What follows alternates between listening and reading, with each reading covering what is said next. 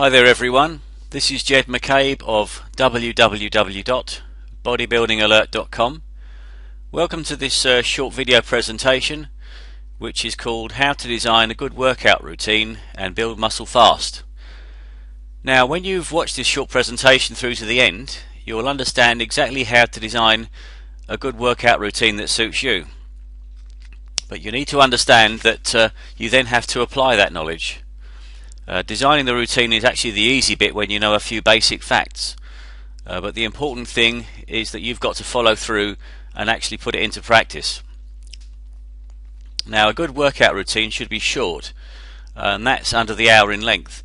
The reason for that is because after that time your body produces cortisol, which is the fight or flight hormone, and the trouble with that is it inhibits muscle building. For that reason it's absolutely vital to choose the right exercises. So let's go and take a look at that now. Now, exercise selection is extremely important because your available training time is very short. That means that you need to do the most efficient movements that stress several muscle groups all together, and these are known as compound exercises. Now the exercises that only work individual muscle groups are known as isolation movements, and you really need to steer clear of those because they're time wasters. So for a few examples, compound exercises, these are the ones you should be looking at. We're talking about the squat, deadlift, bench press, overhead press, shrug, chin up and dip. Example of isolation exercises would be the biceps curl, triceps push down, the leg extension, the pec deck fly and the lateral raise. And really speaking, most of the isolation movements you don't need. As I say, they're time wasters, and because of the small window of opportunity you've got to train in, you need to use that time as constructively as possible, which means focusing almost totally on compound movements. There are a couple that you do need, isolation movements I'm talking about, and the reason for that is because there isn't really a compound exercise that targets those particular muscles. An obvious example would be the calf raise is an essential isolation movement because there isn't really a compound movement that properly stresses the calf muscles. Let's move on. Now a crucial point, and not enough is talked about this really in my opinion, but you need to understand that over 2/3 of your muscle mass is contained in your legs and back. Therefore it makes sense to ensure that you target these muscle groups. And the two best exercises that do that are the deadlift and the squat. Absolutely no question at all about that. There's over 100 years worth of evidence that proves that the squat and the deadlift are the two best muscle building exercises ever invented. On the same point, and I wish someone had drummed this into me about 30 years ago when I started fooling around with weights, never ever miss leg day.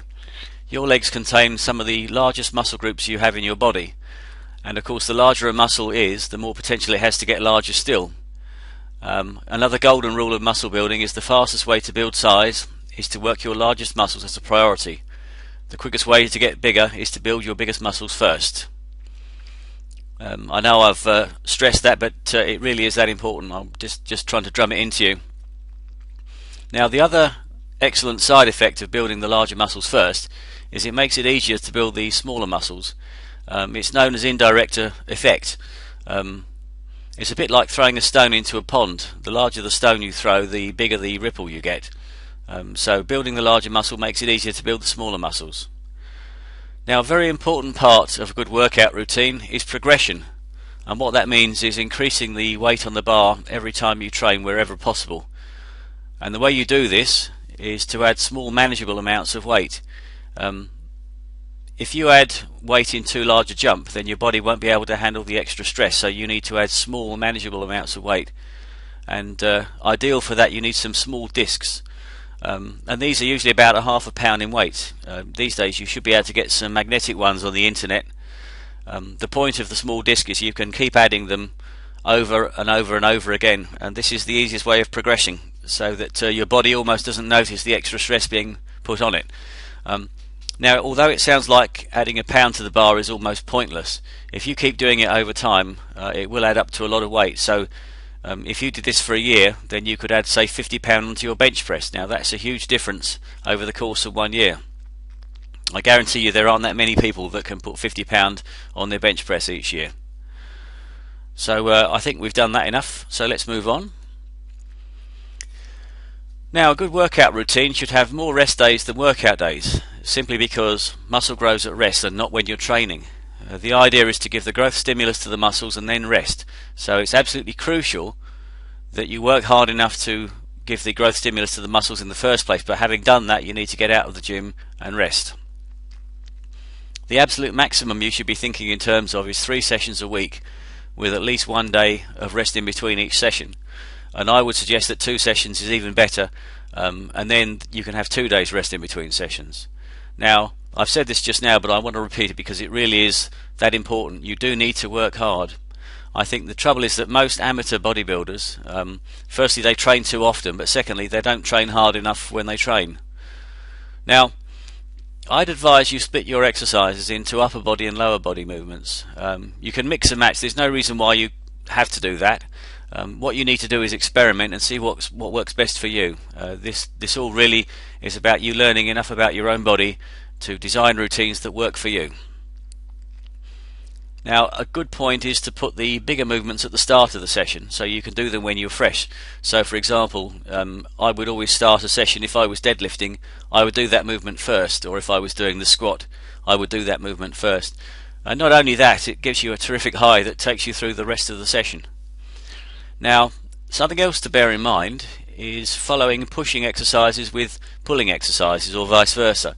The reason for that is because you'll be stronger in the second exercise if you do that. So, for example, if you follow a pulling exercise with another pulling exercise, you might find that in the second movement your strength is down a bit, or if you follow a pushing movement with another pushing movement.